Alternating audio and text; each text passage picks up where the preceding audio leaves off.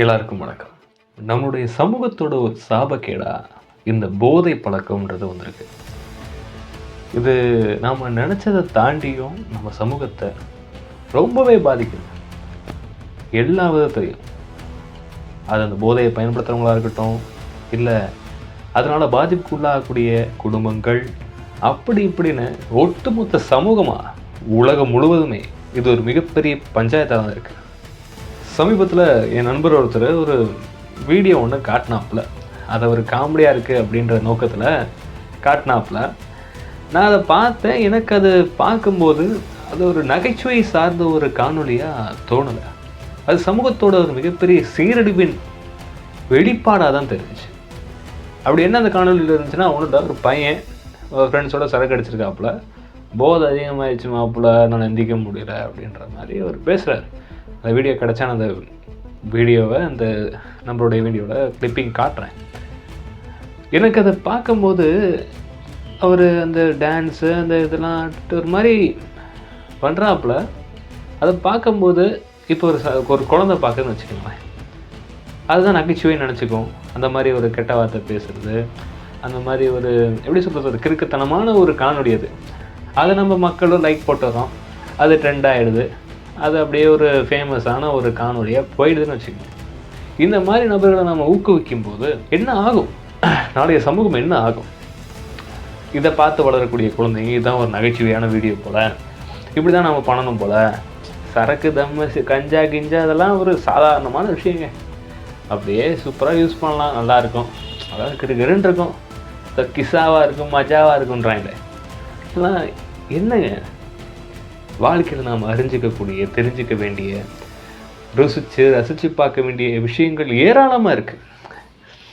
இந்த குப்பைக்குள்ளே ஏன் போய் விழுந்துக்கிட்டு இது நமக்கான பேரழிவின் காரணமாக மாறப்போகுது. அப்புறம் ஒரு முக்கியமான விஷயம் என்னென்னா, இந்த போதைப் பொருளெலாம் தடை பண்ணிட்டா இவங்கெல்லாம் கலாச்சாரத்தை நோக்கி போயிடுவாங்க, அதனால தான் கவர்மெண்ட்டே விற்கிது அப்படின்ற மாதிரி சொல்கிறாங்க. ஒரு நிமிஷம் இருங்களேன். இப்போ யாரும் கலாச்சாரங்களை குடிக்கிறது இல்லையா? இப்போது நடந்துக்கிட்டு தானே இருக்குது. இப்போ இப்படி யோசிச்சு பாருங்களேன், இது தடை செய்யப்பட்டிருக்கு. மதுபானங்கள், அது சார்ந்த போதைப் பொருட்கள் அனைத்தும் தடை செய்யப்பட்டிருக்குன்னு வச்சுக்கோங்க. ஒரு சாதாரணமான ஒரு குடிமகன் தடை செய்யப்பட்ட ஒரு பொருளை வாங்கிலாம் அவ்வளோவாலாம் யூஸ் பண்ணலாம் மாட்டான். தடை செஞ்சுருக்கு அப்படின்னு ஒரு பயம், அச்சம் இருக்கும் நமக்கு. அது சாப்பிட்டு ஏதோ ஒன்று ஆச்சுன்னா அரசாங்கமோ இல்லை அந்த மக்களோ இல்லை சக மனிதனோ யாரும் நம்ம உயர்ந்த நிலையிலையோ பாவமோ பார்க்க மாட்டாங்க, நாம் மண்டையை போட்டோம்னா கண்டுக்க மாட்டாங்க அப்படின்னு அவங்களுக்கு தோணும். நம்மளுடைய மரணத்துக்கு யாரும் வருத்தப்பட மாட்டாங்க, அவங்க இருக்குத்தனமாக என்னத்தையும் செஞ்சுட்டு செத்து போயிட்டான்டா அப்படி தான் நினைப்பாங்க அப்படின்னு ஒரு பயம் இருக்கும். அப்போ அந்த மாதிரியான பழக்கங்களையோ இல்லை செயல்களையோ செய்ய மாட்டாங்க. ஆனால் அது லீகல் பண்ணி கவர்மெண்ட்டே விற்கிதுன்னு வச்சுக்கோங்களேன். இப்போ அப்படி தான் விற்றுக்கிட்டு இருக்கோம், பல ஆண்டுகளாக அப்படி தான் நடந்துக்கிட்டு இருக்கு. இப்போ இப்படி பண்ணும்போது அது சினிமாவில் பார்த்தா அதான் வருது, அது ஒரு ஜாலி மஜா, சோகமாக சரக்கடி, சந்தோஷமாக சரக்கடி, கஞ்சா போடு, சிகரெட் அடி, என்ன வேணாலும் பண்ணு, போதையாக இருப்பா அப்படின்ற ஒரு சமூகத்தை கொண்டு போய்கிட்டு இருக்கோம். இது மிகப்பெரிய ஆபத்தில். சரக்கு, போதை இது உடம்புக்கு நல்லதா? எல்லாருக்குமே தெரியும். சரக்கு அடிக்கிறவனுக்கு தெரியும், அதை வாங்கி யூஸ் பண்ணுற எல்லாருக்குமே தெரியும் அது கெட்டது தான்ப்பா, மண்டையை போட்டுருவோன்னு தெரியும், உடம்புக்கு கெடுதின்னு தெரியும். தெரிஞ்ச ஏன் குடிக்கிறான்? அதுக்கான காரணம் அதில் டோப்பமைன் கிடைக்கிது, அதில் ஒரு மகிழ்ச்சி, அது ஒரு ரிவார்ட் ஹார்மோன் ஒன்று செக்ரேட் ஆகுது. நம்ம மூளையை ஹேக் பண்ணிடுறோம். மூளை ஹேக் பண்ணி சிகரெட் உஃப்னு ஊதுறோம், அது கஞ்சா அது இதுன்னு எக்கச்சக்கமான போதைப் பொருள், கூலிப்பு வாயை திறந்து வச்சுக்கிறோம். அப்போ தானே அப்படியே பிரெயின் சூப்பராக வேலை செய்யுதுனே அப்படின்றேன், அப்படி மனசு மாதிரி லகுவாக்கிடுதுனே அப்படின்றாங்க. இந்த மாதிரி பயலுகள்லாம் சிகரெட்டு மட்டும் அடித்து உயிர் வாழ்ந்துக்கிட்டு இருக்காங்க, சாப்பிட மாய்க்கிறான். உடம்பு என்ன ஆகுது? நாம் ஒரு சமூகமாக, ஒரு அரசாங்கமாக, இது எல்லாரும் சார்ந்த ஒரு விஷயம். எதிர்கால தலைமுறையுடைய நல்வாழ்வுக்காக நாம் கடுமையாக இருந்து தாங்க ஆகணும். சுதந்திரம் அப்படின்றது வரையறுக்கப்பட வேண்டிய ஒரு விஷயம். சுதந்திரம்ன்றது எல்லாருக்கான சுதந்திரமாக இருக்கணும் அப்படின்னா அந்த சுதந்திரத்தில் ஒழுக்கம் இருக்கணும். என்ன வேணாலும் செய்யலாம், எப்படி வேணாலும் இருக்கலாம் அப்படின்னா அது சுதந்திரமாக இருக்காது.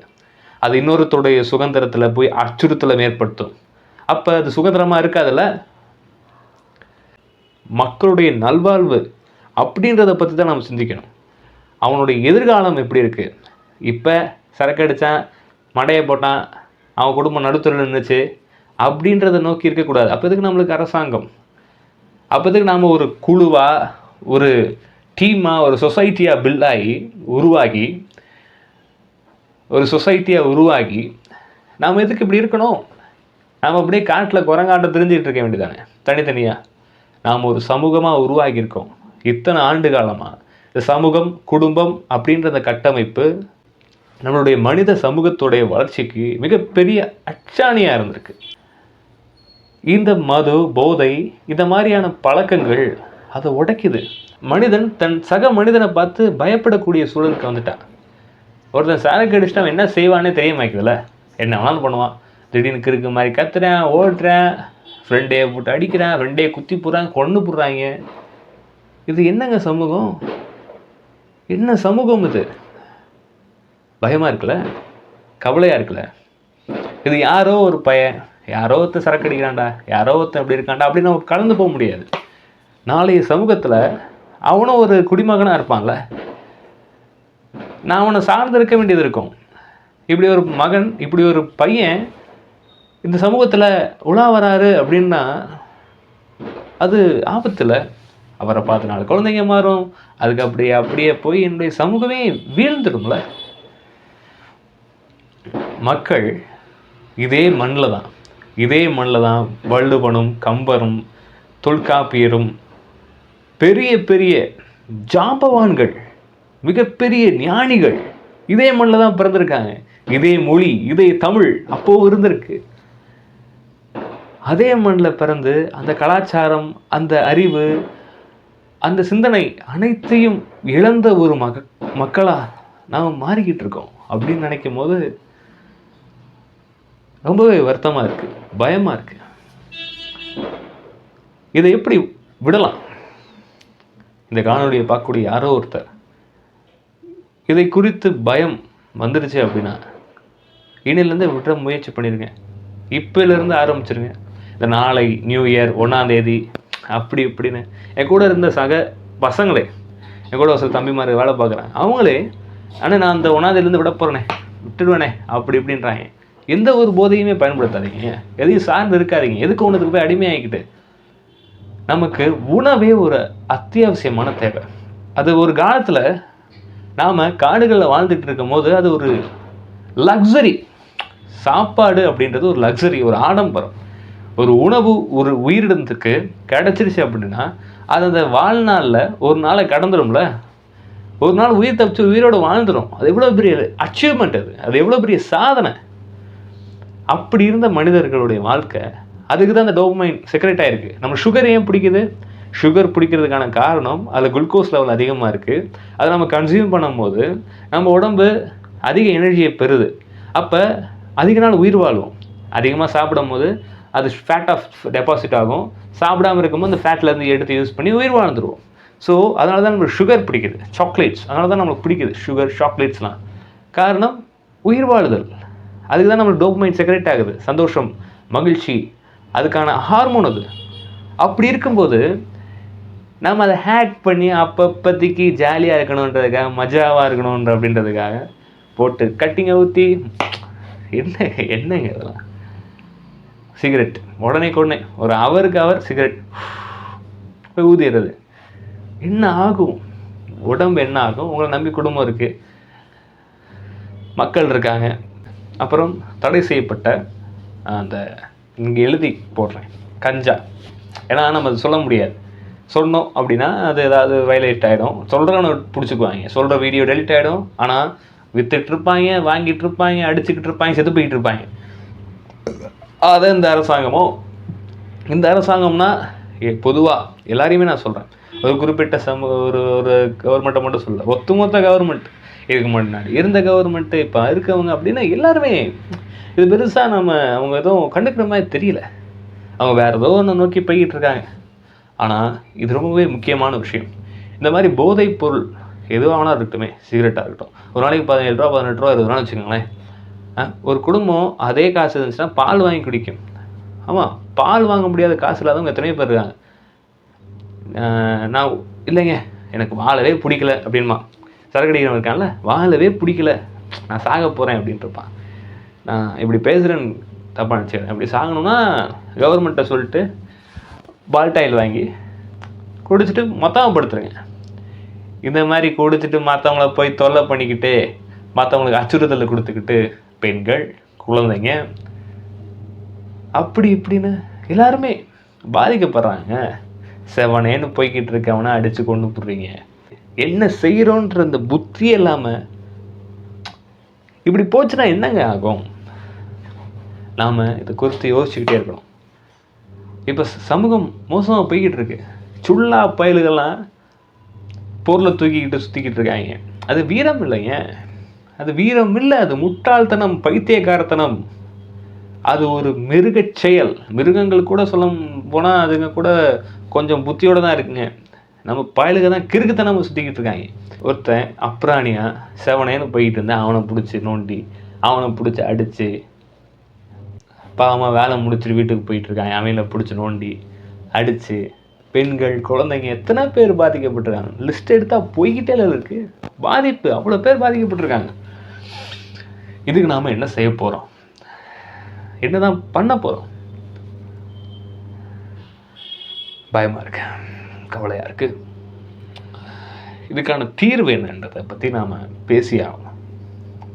இதுக்கு எதிராக சட்டங்கள் கடுமையாக்கப்படணும். ஆமாம், பயம் தேவை, பயம் அவசியம்.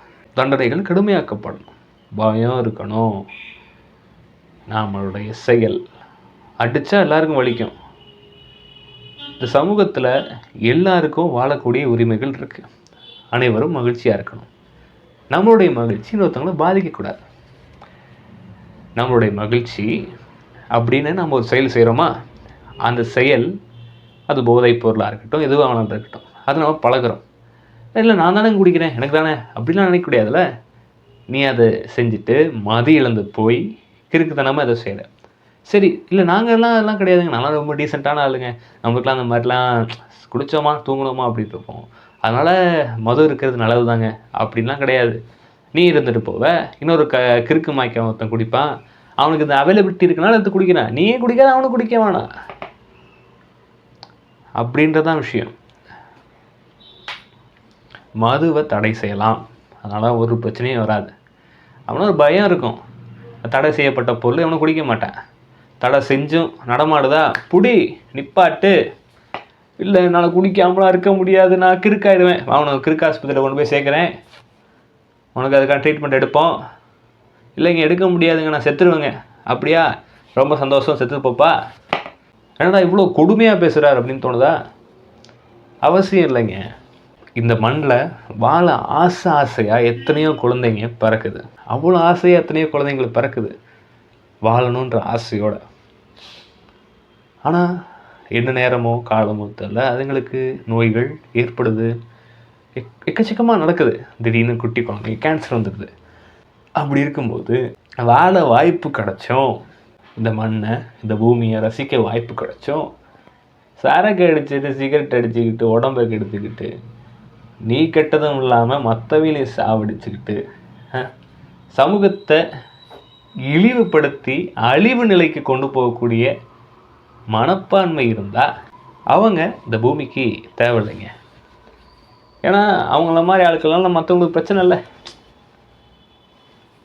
மறுவாழ்வு வேண்டும், நான் திருந்தி வாழ்கிறேன் அப்படின்னா பாராட்டுக்கள், அவங்கள நம்ம பாராட்டணும்.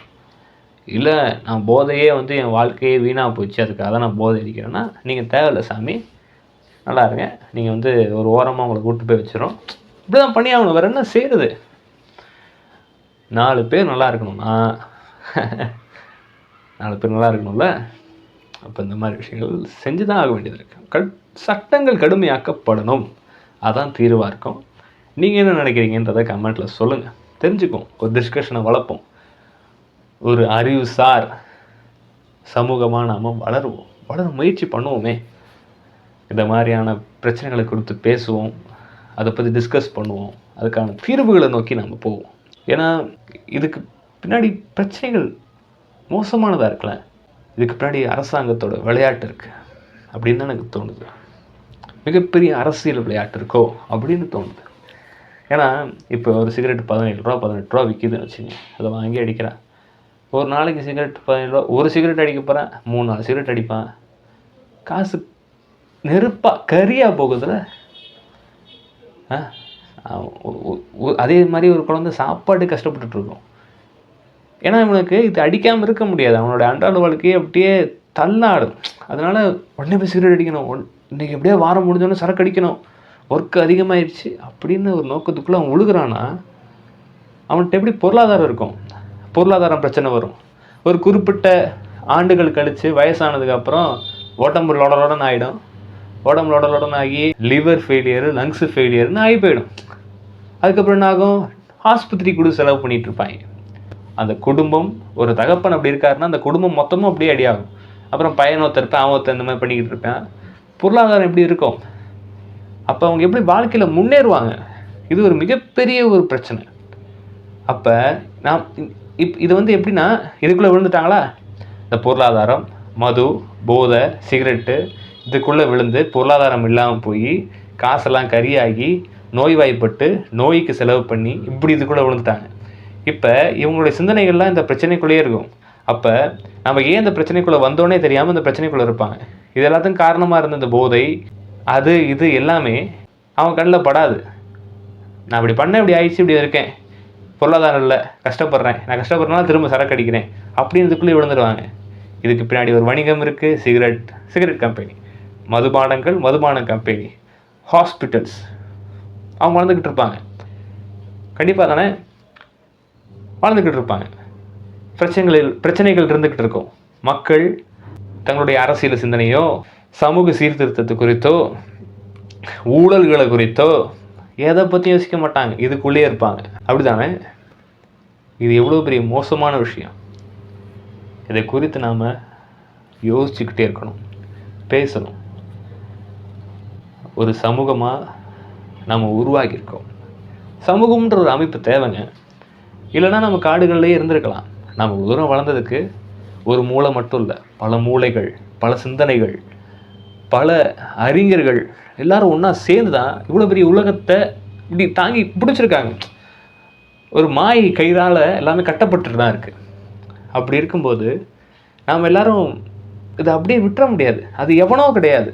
இந்த மதுபானத்தில், போதையில் விழுந்து கிடக்கக்கூடிய ஒரு மகன் எவனோ கிடையாது. அவன் நம்மளுடைய சக மனிதன். நம்ம அவனை அப்படியே விட்டுற முடியாது. அவனை மீட்டு கொண்டு வரணும். அவன் தெரியாமல் அதை பழகிருந்தாலும் அவனை மீட்டு கொண்டு வரணும். இல்லை நான் அப்படி கிறுக்கு அப்படின்னா அவனை அதுக்கேற்ற மாதிரி கொண்டு போய் தூரத்தொழி கொண்டு போய் விட்டுறணும். இன்னொருத்தனத்தை பாதிக்கக்கூடாதுங்க. மீள விரும்புகிறவனை காப்பாற்றணும், அவனை பேசணும், அவனை மாற்றணும். ஒரு சமூகமாக நம்ம ஏதாவது செஞ்சே ஆகணும். ஸோ தோழர்களே, நாம் இதை பற்றி பேசுவோம். உங்களுடைய கருத்துக்களை கீழே கமெண்ட்டில் சொல்லுங்கள். அடுத்த பதிவில் சந்திப்போம். நன்றி.